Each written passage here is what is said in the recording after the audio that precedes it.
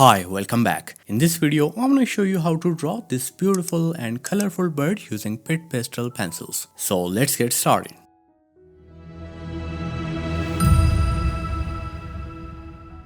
I recently bought these Faber-Castell's pit pastel pencils, which I'm going to use and review in this drawing. I got this 60 pencils box which has all the necessary colors, and it's going to be my first time with pastel pencils, so let's see how it goes. I also bought these soft pastel box which I'm going to use for the background of this drawing. Their texture is similar to blackboard chalks, but they are specifically designed for papers. I'm going to use these specific pastels for this drawing, and you can pause the video right here to note them down. I draw the outlines using grid method, and you can find all the references including this outline grid reference on my Patreon profile. Link is in the description. I'm using this A3 size paper from my tone tanned mixed media paper pad, and the drawing portion area is 11 x 14 inches. I'm going to mask the edges of this paper using a masking tape. It will help you get a straight and sharp border in the end. So starting with the background, and first of all I used this parrot green soft pastel to fill the whole background with a plain base layer.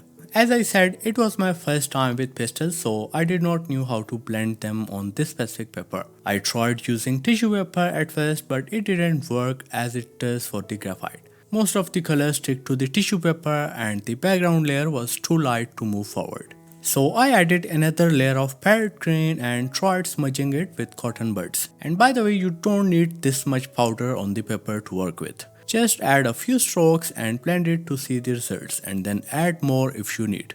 So blending with the cotton buds was better than the tissue paper, but still it took me so long to blend this whole area. And I even tried to use two swabs together in order to speed up the process. But still it was so light that I could see the tan color of paper beneath the green color. But then I tried blending it with my fingers, and it turned out pretty good. I mean, just look at how saturated it is compared to the previous results. So I used my fingers as a blending tool for the rest of this background. But if you have a dry skin, I would suggest you to use cotton swabs instead, or wash your hands instantly after the blending process. Now for the second layer, I'm going to use this sea green pastel and fill some of these areas in between with these type of random strokes.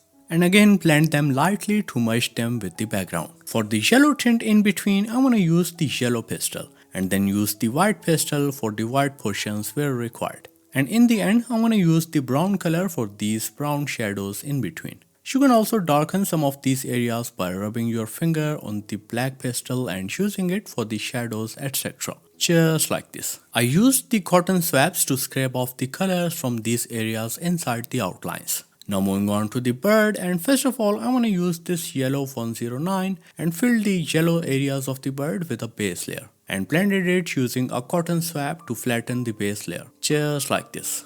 Then I used the 109 to fill the upper portion of the head and used this blue 140 for the blue portions of the bird. And also used the 170 for this little green area in between. And again blended all these layers to flatten them and get the overall look right. Okay, now I'm starting to add the details, and first of all I'm going to use the black color to fill the beak and this black portion around the eye as well. And then I'm going to use the gray 233 and fill the upper portion of the beak.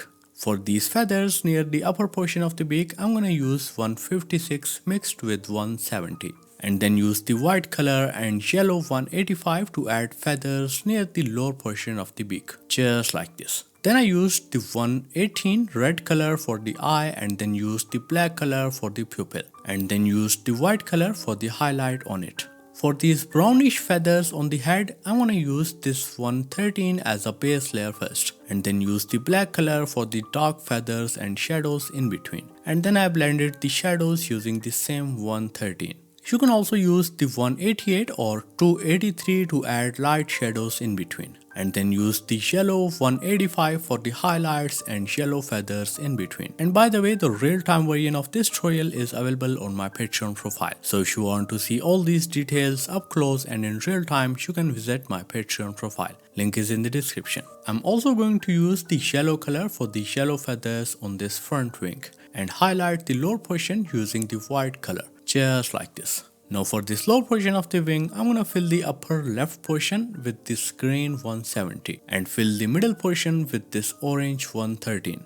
And then I used the black color for the dark outlines, shadows and texture, etc. Again, you can blend this feather texture using respective colors. I filled the lower portion of the wings with blue 156 and also blended and merged the black parts with the blue ones to make them look more realistic. And also added greenish tint in between using 170. I repeated the similar process for this lower portion of the body and tail, etc. So as of my experience, these pastel colors are very easy to work with even for beginners. You can easily add multiple layers on top of each other, and I think they will work better with pastel paper or pastel mat, etc. because they tend to stick better on rough surface instead of smooth one, which I'm using at the moment. I'm also planning to do live drawing session with these pencils on my vlogging channel very soon, so stay tuned.